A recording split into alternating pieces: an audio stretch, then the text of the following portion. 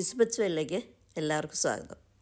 ഇന്ന് ഞാൻ തയ്യാറാക്കാൻ പോകുന്നത് സ്റ്റഫ്ഡ് ബൺ ദോശയാണ്. ഇത് നല്ല ടേസ്റ്റ് കേട്ടോ.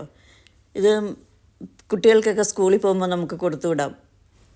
ഇത് ബ്രേക്ക്ഫാസ്റ്റ് ആയിട്ടോ ലഞ്ചായിട്ടോ സ്നാക്കായിട്ടോ ഒക്കെ നമുക്ക് കഴിക്കാം. കുട്ടികൾക്ക് മാത്രമല്ല മുതിർന്നവർക്കും ഇത് വളരെയധികം ഇഷ്ടപ്പെടും. മസാല ദോശ കഴിക്കുന്നതിലും ഒന്നും കൂടെ ടേസ്റ്റാണ് ഇതിന്. ഇതാകുമ്പം ടിഫിൻ ബോക്സിനകത്ത് നമുക്ക് വെച്ച് കൊടുക്കാനും നല്ല സൗകര്യമാണ്.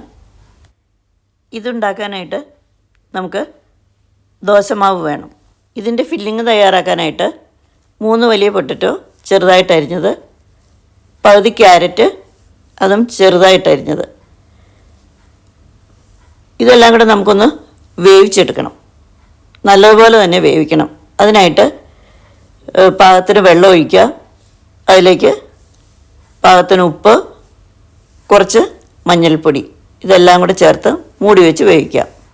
ഈ സമയത്ത് നമുക്ക് ഇതിനുള്ള മസാല തയ്യാറാക്കാം. അതിനായിട്ട് 3 സവാള നീളത്തിൽ അരിഞ്ഞ് കനം കുറച്ച് അരിയണം. പിന്നെ ഒരു തക്കാളി അതിൻ്റെ സ്കിന്നൊക്കെ കളഞ്ഞ് ചെറുതായിട്ട് അരിഞ്ഞത്, പിന്നെ പാകത്തിന് വെളിച്ചെണ്ണ, കുറച്ച് 3-4 പീസ് വെളുത്തുള്ളി ചെറുതായിട്ട് അരിഞ്ഞ്, ഒരു ചെറിയ കഷ്ണം ഇഞ്ചി അരിഞ്ഞത്, എരിവിനാവശ്യത്തിന് പച്ചമുളക്, 1 സ്പൂൺ ഉഴുന്നുപരിപ്പ്, മല്ലിയില. ഇനി പാൻ അടുപ്പ് വയ്ക്കാം. ചൂടായ പാനിലേക്ക് വെളിച്ചെണ്ണ ചേർത്ത് കൊടുക്കാം. ഏതെണ്ണയായാലും കുഴപ്പമൊന്നുമില്ല, ഞാൻ വെളിച്ചെണ്ണയാണ് ഉപയോഗിക്കുന്നത്. എണ്ണ ചൂടായി വന്നു കഴിയുമ്പോൾ അതിലേക്ക് ഉഴുന്നുപരിപ്പ് ചേർത്ത് കൊടുക്കാം. ഉഴുന്നുപരിപ്പ് ചേർത്തൊന്ന് ചുവന്ന് വരുമ്പോഴത്തേക്കും അരിഞ്ഞു വെച്ചിരിക്കുന്ന ഇഞ്ചി, വെളുത്തുള്ളി, പച്ചമുളക്, പിന്നെ സവാള, തക്കാളി ഇത്രയും ചേർത്ത് നല്ലതുപോലെ തന്നെ വഴറ്റാം. പിന്നെ കൂട്ടത്തിൽ ഈ ഉള്ളിക്ക് കൂടാനുള്ള ഉപ്പും മഞ്ഞൾപ്പൊടിയും കൂടെ ചേർത്തിട്ട് വേണം വഴറ്റാനായിട്ട്. ഒരു നന്നായിട്ട് തന്നെ ഇത് വഴണ്ടി വരണം. ഇപ്പോൾ ഉള്ളി പകുതി മൂപ്പായിട്ടുണ്ട്. ഇനി ഇതിലേക്ക് ഒരു 1/4 ടീസ്പൂണിലും താഴെ ഗരം മസാല ചേർത്ത് കൊടുക്കാം. അതിലൊട്ടും കൂടണ്ട കേട്ടോ. ഗരം മസാലയും ചേർത്ത് കൊടുത്ത് ഒന്നും കൂടി ഇത് വഴറ്റാം. ഇടയ്ക്ക് ഈ പൊട്ടറ്റോ ഒന്ന് ഇളക്കി കൊടുക്കുകയൊക്കെ വേണം കേട്ടോ. അപ്പോൾ വെന്തോന്നൊക്കെ ഒന്ന് നോക്കണം. ഇപ്പോൾ ഉള്ളി ഒരുവിധം മൂത്ത് വന്നിട്ടുണ്ട്. ഇനി നമ്മളിതിലേക്ക് 1 സ്പൂൺ ബട്ടർ ചേർത്ത് കൊടുക്കുകയാണ്. 1-1.5 സ്പൂണൊക്കെ ചേർത്ത് കൊടുക്കാം. നിങ്ങളുടെ ഇഷ്ടത്തിന് ചേർക്കാം. ബട്ടർ ചേർക്കുമ്പോൾ ഒന്നും കൂടെ നല്ല ടേസ്റ്റ് കിട്ടും. ബട്ടർ ചേർത്ത് കൊടുത്ത് കുറച്ചും കൂടി ഒന്ന് വഴറ്റാം. ബട്ടറൊക്കെ മെൽറ്റായി ഒന്നും കൂടി ഒന്ന് വഴറ്റിയതിന് ശേഷം നമ്മൾ എടുത്തു വച്ചിരിക്കുന്ന മല്ലിയിലയും കൂടെ അതിലേക്ക് ചേർത്ത് കൊടുത്ത് ഒന്നും കൂടി ഒന്ന് വഴറ്റിയെടുക്കാം. ഒന്ന് ചൂടായി വന്നാൽ മതി. ഇപ്പോൾ ഈ ഉള്ളി കഴിക്കാൻ നല്ല ടേസ്റ്റ് കേട്ടോ. കാരണം തക്കാളിയും ഉള്ളിയും പച്ചമുളക് ഇഞ്ചി എല്ലാം ഉണ്ടല്ലോ, ബട്ടറും എല്ലാം നല്ല ടേസ്റ്റാണ്. ഇതിനകത്തേക്ക് വേറെ ഒന്നും ചേർത്തില്ലെങ്കിലും കുഴപ്പമില്ല. ഇത് തന്നെ നമുക്ക് ചപ്പാത്തിക്കൊക്കെ കഴിക്കാൻ പറ്റും. അത്ര നല്ല ടേസ്റ്റാണ്. ഇപ്പോൾ ഉള്ളി നല്ലപോലെ മൂത്തിട്ടുണ്ട്. മല്ലിയിലയെല്ലാം നല്ലപോലെ വഴണ്ടി വന്നിട്ടുണ്ട്. ഇനി ഇതിലേക്ക് വേവിച്ച് വെച്ചിരിക്കുന്ന പൊട്ടറ്റോ ചേർത്ത് കൊടുക്കാം. പൊട്ടറ്റോയും ചേർത്ത് നല്ലപോലെ ഒന്ന് മിക്സ് ചെയ്ത് ഒന്ന് ചൂടാക്കി വരണം. ഒത്തിരി കഷ്ണങ്ങളായിട്ട് കിടക്കരുത്, നല്ലപോലെ വെന്തതായിരിക്കണം ഈ പൊട്ടറ്റോ. ഇനി കഷ്ണങ്ങളായിട്ടുണ്ടെങ്കിൽ ചെറുതായിട്ടൊന്ന് ഉടച്ചു കൊടുത്താലും കുഴപ്പമില്ല. അങ്ങനെ മിക്സിംഗ് ഒക്കെ കഴിഞ്ഞു. നമ്മുടെ മസാല ഇവിടെ റെഡി ആയിട്ടുണ്ട്.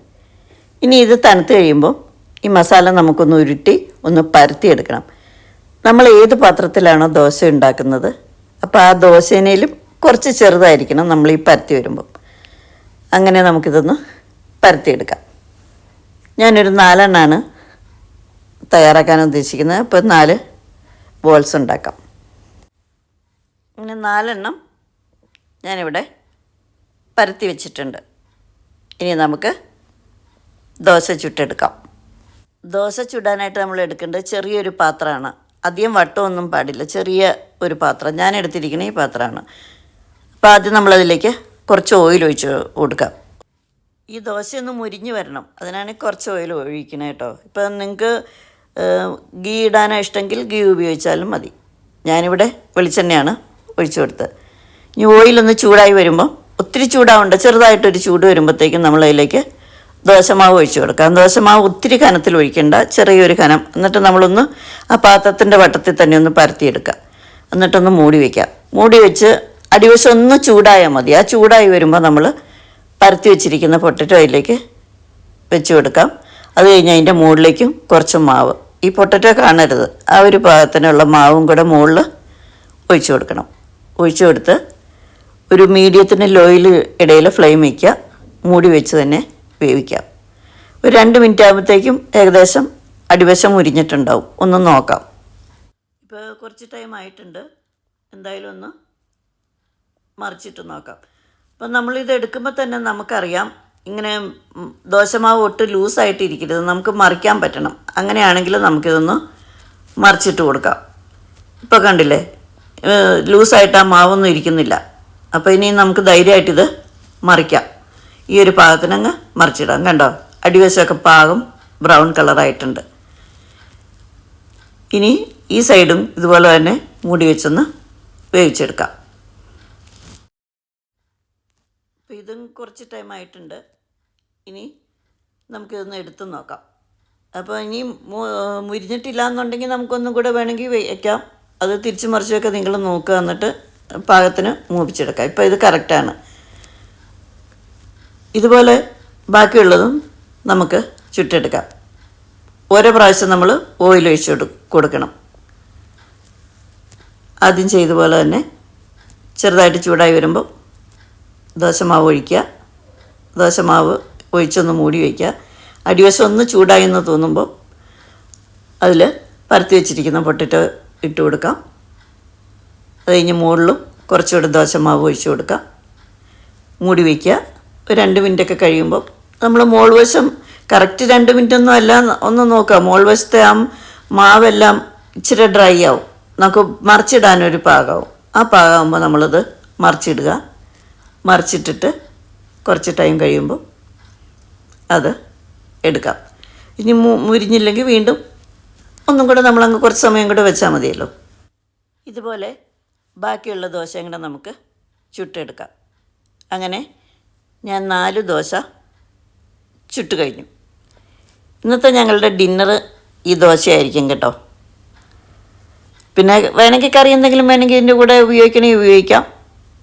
ഞാൻ സാമ്പാറും കൂടെ കൂട്ടിയാണ് കഴിക്കുന്നത്. സാമ്പാറുണ്ട്, അതുകൊണ്ട് കറി ഇല്ലെങ്കിലും നമുക്കിത് കഴിക്കാം. കാരണം അകത്ത് മസാല നല്ലതുപോലെ ഉണ്ടല്ലോ.